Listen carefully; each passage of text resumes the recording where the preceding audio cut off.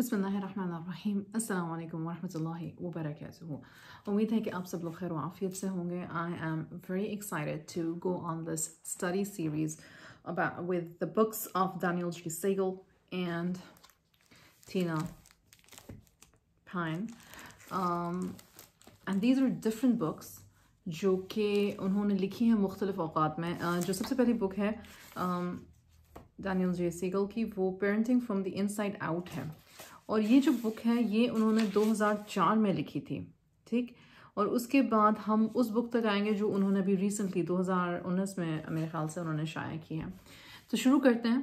अब तरीक़ाकार ये है कि अगले 5 या 6 एपिसोड्स या 4 एपिसोड्स मुख्तलिफ डिपेंड करता है कि मैं कितनी डिटेल में आपको इन 4 किताबों की क्या कहते हैं समरीज देती हूँ। पर मैं हर किताब के चैप्टर को साथ लेके चलूँगी। मकसद मेरा ये है कि जो एक किताब में बात है अगर वो दूसरी या तीसरी या चौथी में है तो वो रिपीट ना करूँ। और ये एक मुख्तलिफ अपनी नौयत का सीरीज़ होगा जहाँ पे आपको 4 दफ़ा रेपिटेटिवली सेम बातें सुनने में नहीं मिलेंगी, ताकि आप और मैं अपनी लर्निंग जर्नी को स्पीड अप रख सकें, हम लोग बोर ना हों, ठीक। ऑलरेडी आप जैसे कि आप सबको मेरा पैटर्न पता है कि मेरी वीडियोस अमूमी तौर पर चैप्टर बाय चैप्टर जब मैं जाती हूँ तो तकरीबन 40 to 50 मिनट्स लॉन्ग होती हैं।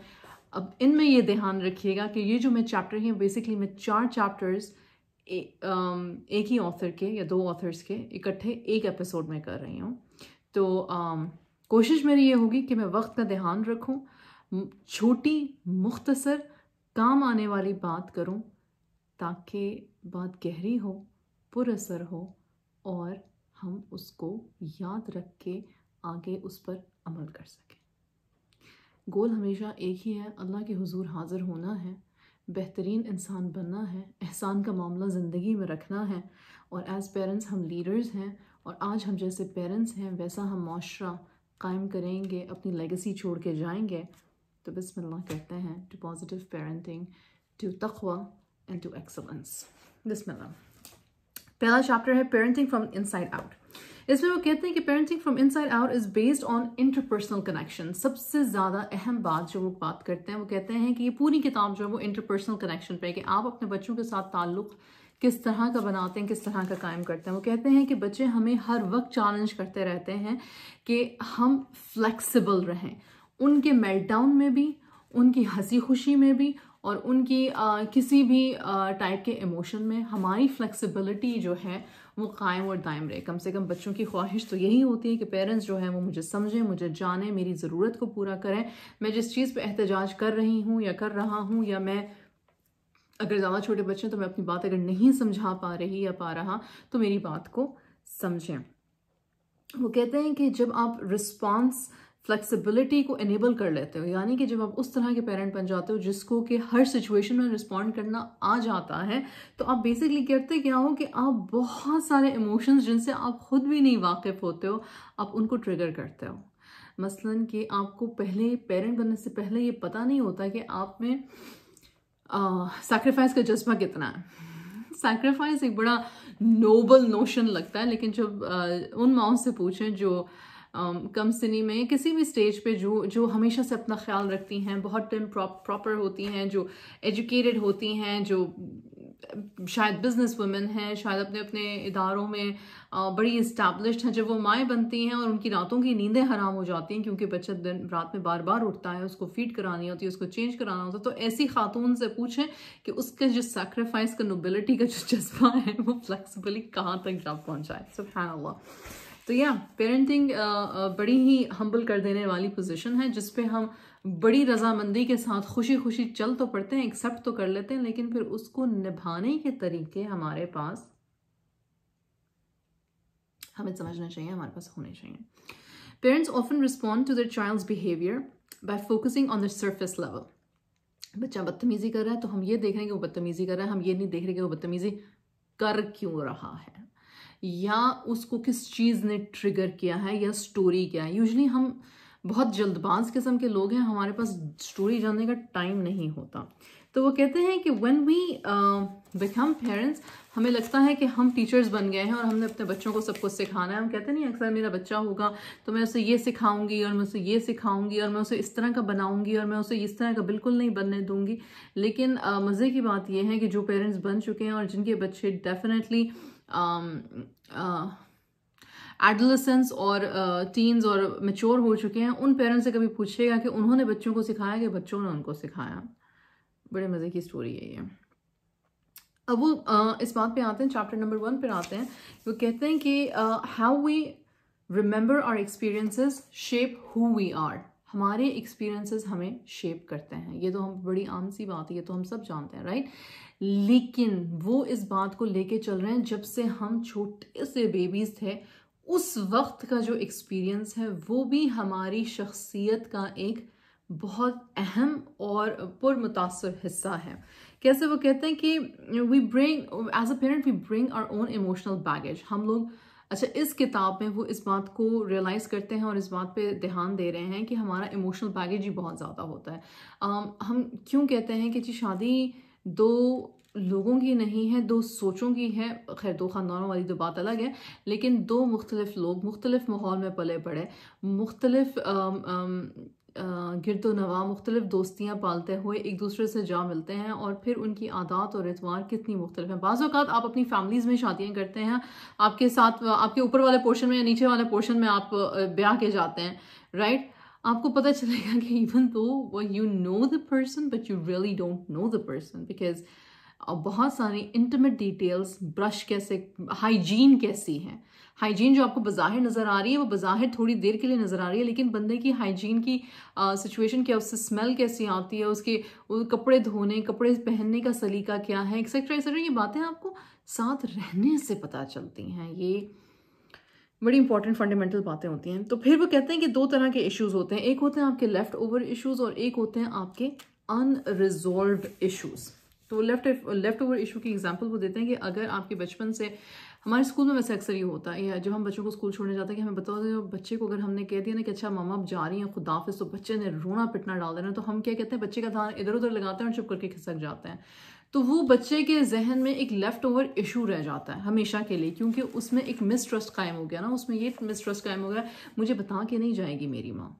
उस पर गुस्सा भी ज़्यादा आता है और रोना भी ज़्यादा आता है कि क्या मैं इस काबिल नहीं था कि मुझे ट्रस्ट किया जाता। नहीं, एक्चुअली ये नहीं कि आप इस काबिल नहीं थे। पेरेंट की अगर आप लॉजिक सुनेंगे तो मैं लेट हो रही थी, मुझे जाना था, मेरा टाइम खत्म हो रहा था, I was in a rush, I could not sit there to tackle your big emotion. तो इसका जवाब ये है कि हम आज मेरी क्लास में, मैं कोर्स कर रही हूँ, तो मेरी क्लास में किसी ने पूछा कि मैं वो कोई कोर्स ज्वाइन करना था उन्होंने, तो उन्होंने कहा कि इस डेट से कोर्स ज्वाइन होना और मैं अभी से सोच रही हूँ कि मैंने अपने छोटे बच्चों को लाइव क्लास में टैकल कैसे करना। तो मैंने कहा आप ये क्यों इंतज़ार कर रहे हो कि जब वो कोर्स शुरू होगा तो फिर आपने टैकल करना है। हम ये क्यों नहीं करते कि पहले से अपने बच्चों को आहिस्ता आहिस्ता हर रोज़ प्रिपेयर करना शुरू कर दें कि ऐसा होना है, ये होना है, ये होना है, ताकि उनका इमोशनल और लॉजिकल ब्रेन जो है वो इंटरट्वाइन हो और वो इस कंक्लूजन पर आ जाएं कि ये होने वाला है, और फिर वो उसको एंटिसिपेट करें, और जब वो मौका महल आए तो फिर उनको इमोशनल इम्बैलेंस फील ना हो। तो वो कहते हैं कि ठीक है, बचपन में अगर आपके साथ ऐसा, तो अब आप अपनी तरफ देखें और आप देखें कि अगर आप एक पेरेंट हैं और अगर आपका बच्चा रो रहा है तो आप एक अवेयर, एक पेशेंट, एक बहुत ही काम पेरेंट भी हो सकते हैं, या फिर ये भी हो सकता है कि आप फाइट और फ्लाइट मोड में चले जाएंगे, ओह माय गॉड मेरा बच्चा रो रहा है, मैं क्या करूं, मैं क्या करूं, मैं क्या करूं, राइट। तो ये दोनों चीज़ें आपके साथ हो सकती हैं। अनरिजॉल्व्ड इश्यूज जो होते हैं वो बेसिकली डिसऑर्गेनाइजिंग इन्फ्लुएंस होते हैं, या हमारे इंटरपर्सनल रिलेशनशिप्स होते हैं। मतलब ये कि एग्जांपल उन्होंने ये दी कि, मज़े की एग्जांपल है, सुने अब इसको, अनरिजॉल्व्ड इशू का, कि वो कहती हैं, जो ऑथर हैं इस बुक की, डैनियल के साथ मैरी कहती हैं ये बात। वो कहती हैं कि मैं ना बड़ी एक्टिव मदर थी और मैं मतलब कि चाहती थी कि मैं अपने बच्चों को शॉपिंग पे लेके जाऊं, और हम लोग शूज़ लेने गए और जब हम शूज़ लेने गए तो जितनी दफ़ा, अब बचपन से लेके बड़े होने तक की बात है, जितनी दफ़ा हम शूज़ लेने जाते थे, पहले मैं उन्हें कहती थी अपनी मर्ज़ी से चूज़ कर लो, कोई बात नहीं। और फिर जब वो चूज़ करके ले आते थे तो फिर मैं हफ एंड पफ करना शुरू कर देती थी, किसकी प्राइस क्या है, इसका डिस्काउंट क्या है, इसका कलर क्या है, इसका साइज़ क्या है, ये वो, यहाँ तक कि बच्चे बोर होना शुरू हो गए। उनको पता चल गया कि माँ बज़ाहिर कहती है कि चूज़ कर लो, एट दी एंड बच्चों ने ये कहना शुरू कर दिया, माँ जो तुम्हें पसंद है ले लो।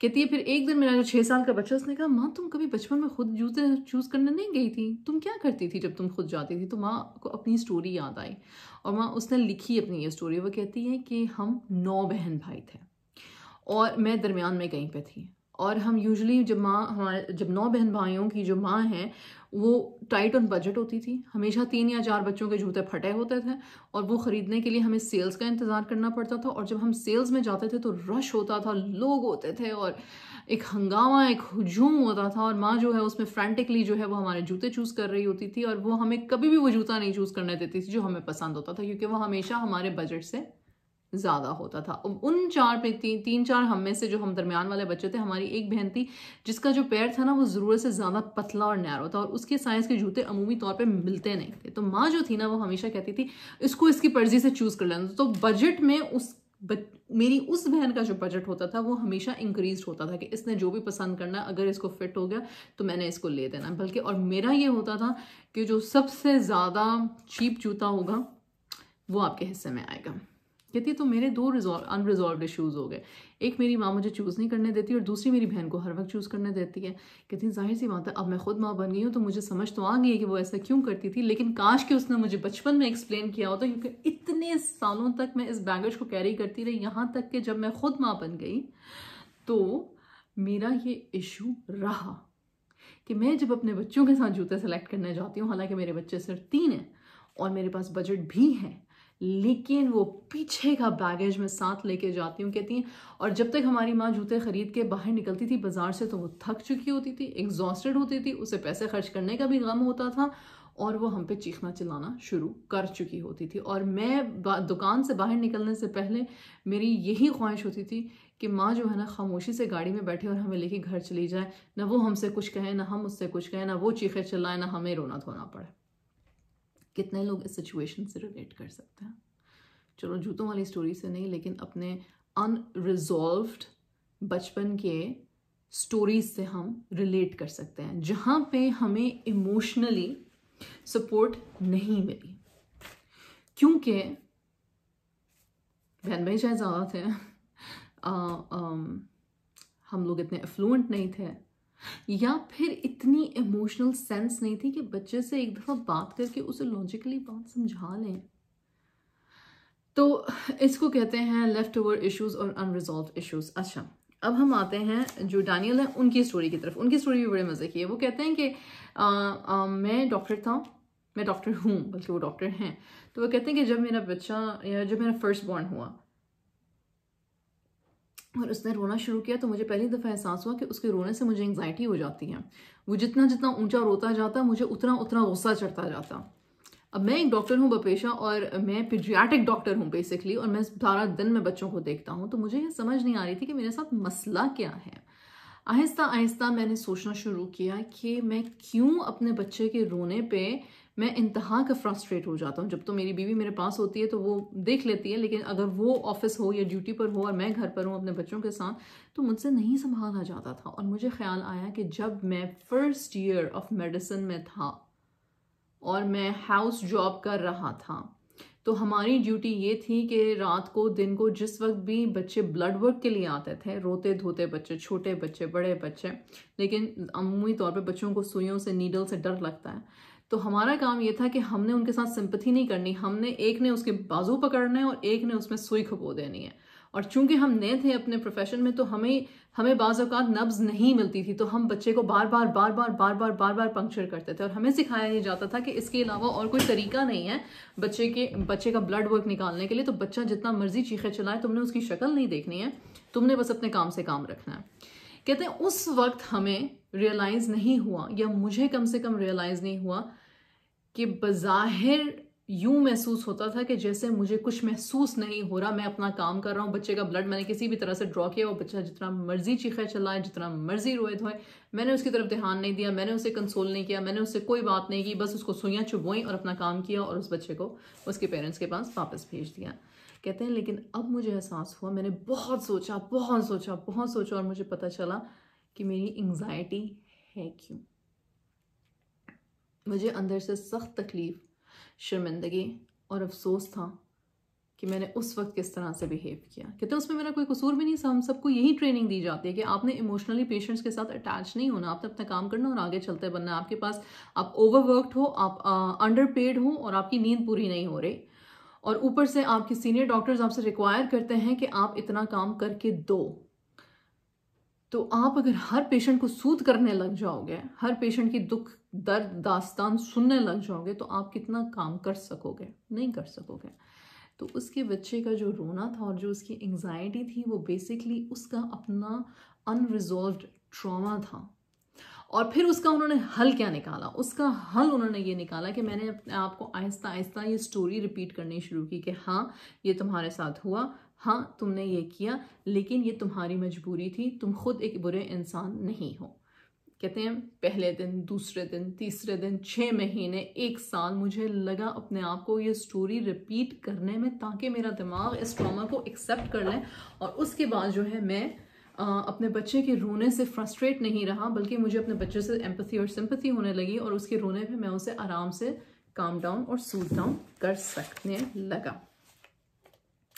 फिर वो कहते हैं कि जब आपके बच्चे का इमोशनल मेल्ट डाउन हो रहा हो तो please pause and reflect and take time to understand कि वो कर क्यों रहा है जो वो कर रहा है। और अगर आप ये कर लेते हैं और अगर आप अपने रिस्पॉन्स को समझ लेते हैं कि आपको क्यों गुस्सा चढ़ रहा है, बच्चे को तो जो हो रहा है वो हो रहा है, आपको गुस्सा किस बात का चढ़ रहा है? क्या आपको किसी और की वजह से शर्मिंदगी हो रही है, या आपका अपना कोई ट्रॉमा है जो अनरिजॉल्व है? अगर आप ये समझ लें तो फिर आप बच्चों को उनके रेट पे ग्रो करने का मौका देते हैं इमोशनली। बात समझे? कि फिर आप उनको रश नहीं करते, चुप हो जाओ चुप हो जाओ चुप हो जाओ नहीं करते, बात मत करो, बोलो मत, तमीज करो, बेशरम, ब्ला ब्ला ब्ला ब्ला। फिर आप ये नहीं करते हो, फिर आप उसको मौका देते हो, बोल लो जो बोलना है, मैं सुन रही हूँ, मैं समझने की कोशिश करूँगी, मैं यहीं खड़ी हूँ, मैं तुम्हारे साथ हूँ, मैं तुम्हारे लिए हूँ, तुम भी इंसान हो, मैं भी इंसान हूँ, हमारे इमोशंस दोनों के हाई हो गए, कोई मसला नहीं है। एज अ पेरेंट मेरी जिम्मेदारी है, तुम्हारी नहीं है।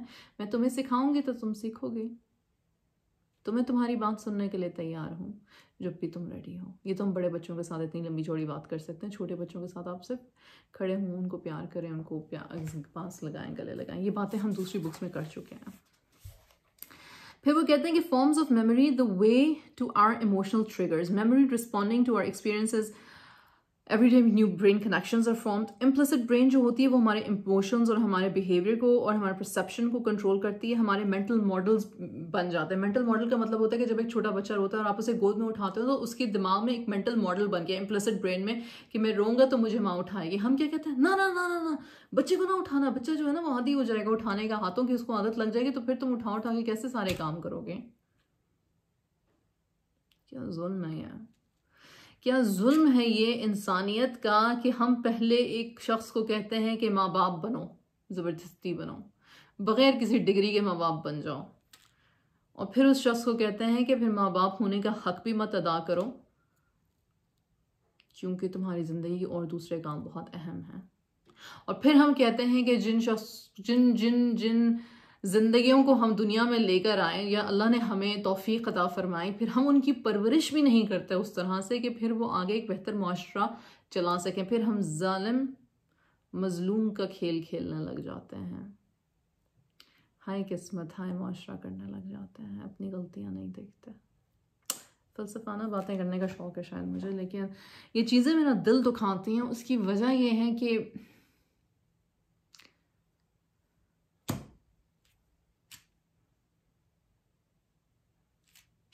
कौन जालिम और कौन मज़लूम, सुभान अल्लाह। एक्सप्लिसिट मेमोरी जो होती है वो आहिस्ता आहिस्ता डेवलप होती है, वो बच्चे की सेकेंड ईयर से डेवलप होती है, जब बच्चे को चीज़ें याद रहनी शुरू हो जाती हैं। पहले फर्स्ट ईयर में बच्चे को बहुत सारी चीज़ें याद नहीं होती, सिर्फ मेंटल मेमोरी होती है बच्चे की, ठीक है, ये मेरी माँ है, ये मेरा बाप है, ये मेरे बहन भाई हैं, ये मुझसे प्यार करते हैं, ये मुझे बुलाते पुकारते हैं, ये मेरे ग्रैंड पेरेंट्स हैं, ये इम्प्लिसिट मेमोरीज होती हैं। बच्चे को 2 साल की एज से पहले पहले ये शक्लें बातें याद नहीं रहती हैं। 2 साल की एज में फिर जाके बच्चा जो है ना, उसकी मेमोरीज पुख्ता होनी शुरू हो जाती हैं। You can actually go back to when you were 2 years old or you're 2.5 years old, या कोई हल्की सी कोई मतलब की मेमोरी आपके जहन में रहेगी।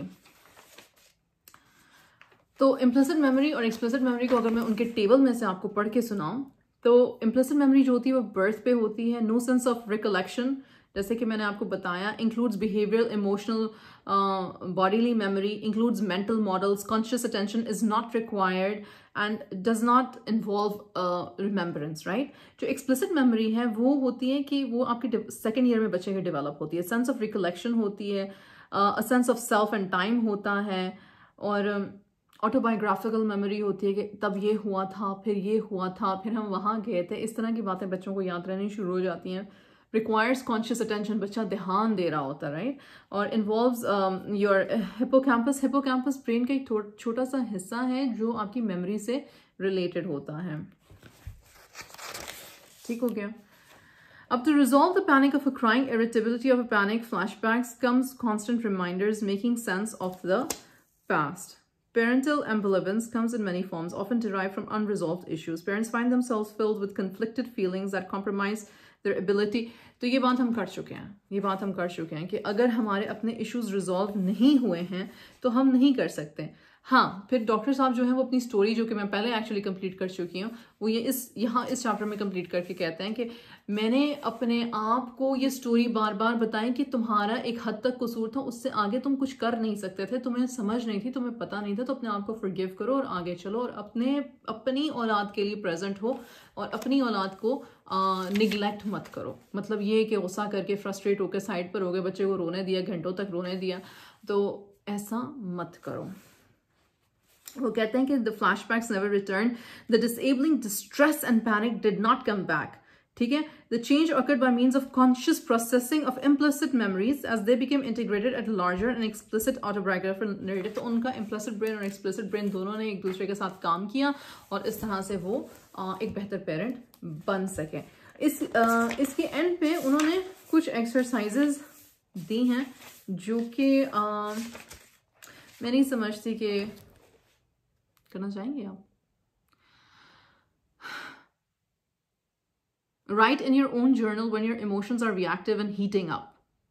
You may notice certain patterns of interactions with your child that trigger these emotional experiences. Expand your observation. तो मतलब जर्नल लिखें कि एज ए पेरेंट आपको कौन सी चीज़ें ट्रिगर कर रही हैं, कौन सी चीज़ें आपको मुश्किल लग रही हैं, आप कौन सा अपने बच्चे का कौन सा मेल्टडाउन, कौन सा इमोशन है जो आप हैंडल नहीं कर पाती हैं। फिर उसके बाद आप देखें कि आपकी कौन सी ऐसी मेमोरीज हैं जो आपको सेंसेशन देती हैं। फोकस करें अपने पास्ट पे और डीप अंडरस्टैंडिंग अपने बारे में डेवलप करें। बड़ा मुश्किल काम है लेकिन हो सकता है।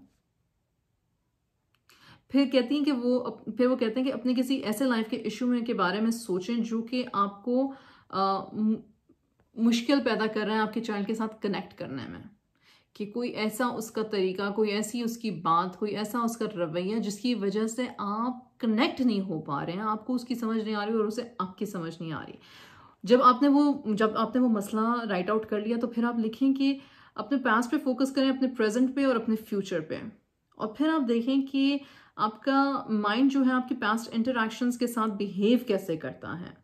क्या आपने ऐसी फीलिंग्स पहले भी कभी महसूस की हैं, और ऐसे कौन सी चीज़ें हैं जो इस इमोशन को बेसिकली मज़ीद आग देती हैं, परवान चढ़ाती हैं, किस तरह से उर्दू में कहेंगे, मतलब उसको ज़्यादा करते हैं, उस बैड इमोशन को ख़त्म करने की बजाय उसका स्ट्रेस जो है वो बढ़ जाता है। तो फिर उसके बाद वो कहते हैं कि फिर आप अपना एंटिसिपेशन बताएंगे, फिर आपकी उम्मीद क्या है कि फ्यूचर में फिर होगा क्या, आप करेंगे क्या, उन सारे इमोशंस के साथ आप किस तरह से बिहेव करेंगे। तो ये सवालात जो हैं ये हल निकालने के लिए नहीं है, ये सवालात जो हैं ये बेसिकली आपको इस पॉइंट पे लेकर आने के लिए है कि मसला है, हमारे साथ है और हमें इसे रिजॉल्व करना है।